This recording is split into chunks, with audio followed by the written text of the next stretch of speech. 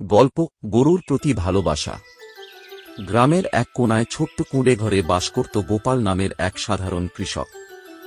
দিনরাত পরিশ্রম করেও সংসার চলত কষ্ট। গোপালের স্ত্রী গিন্নি ও ছেলে রাজু ছিল তার একমাত্র সঙ্গী।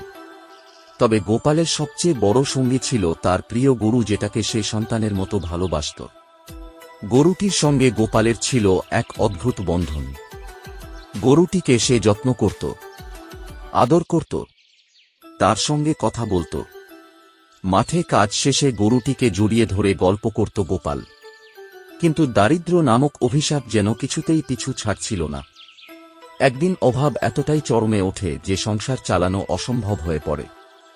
ঘরে খাবার নেই, ঋণের বোঝা মাথায় চেপে বসেছে। শেষমেশ নিরুপায় হয়ে গোপাল সিদ্ধান্ত নেয় তার সবচেয়ে আদরের জিনিস, তার গরুটিকে বিক্রি করবে। এই সিদ্ধান্ত নিতে তার বুক ফেটে যাচ্ছিল, কিন্তু আর কোনো উপায় ছিল না। গরুটিকে নিয়ে হাটে গিয়ে গোপাল কাঁদতে কাঁদতে এক কসাইয়ের হাতে তুলে দেয়। গিন্নি আর রাজু ঘরে বসে কান্নায় ভেঙে পড়ে। কিন্তু গোপাল কি করবে? সংসার বাঁচাতে এই কঠিন সিদ্ধান্ত নিতেই হল। কসাই যখন গরুটিকে নিয়ে কসাইখানার দিকে রওনা হয়, তখনই ঘটে এক অবিশ্বাস্য ঘটনা। গ্রামের মোড়ল সাহেব, যিনি ছিলেন দয়ালু ও উদার মনের মানুষ, তিনি ঘটনাটি জানতে পারেন। তিনি তৎক্ষণাৎ কসাইকে থামিয়ে দেন এবং গরুটিকে তার কাছ থেকে বেশি দাম দিয়ে কিনে নেন। এরপর মোড়ল সাহেব গরুটিকে আবার গোপালের হাতে তুলে দেন। গোপাল কিছুই বুঝতে পারছিল না। আনন্দে তার চোখে পানি চলে আসে। গিন্নি ও রাজু ছুটে আসে। তারা সবাই মোড়ল সাহেবের কৃতজ্ঞতা প্রকাশ করে। মোড়ল সাহেব হাসি মুখে বলেন, গরুর প্রতি তোমার ভালোবাসা দেখে আমি মুগ্ধ হয়েছি।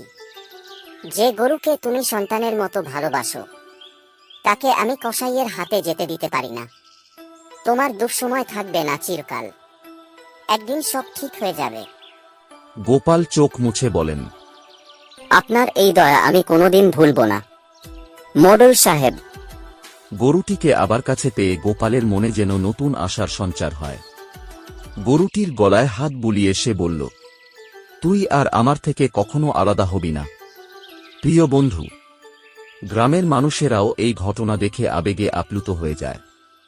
তারা বুঝতে পারে, শুধু মানুষ নয়, পশুর প্রতিও ভালোবাসা থাকা উচিত।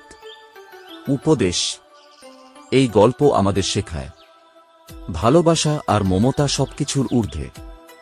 দারিদ্র্য যতই আসুক, মনের বন্ধনকে ভাঙতে পারে না।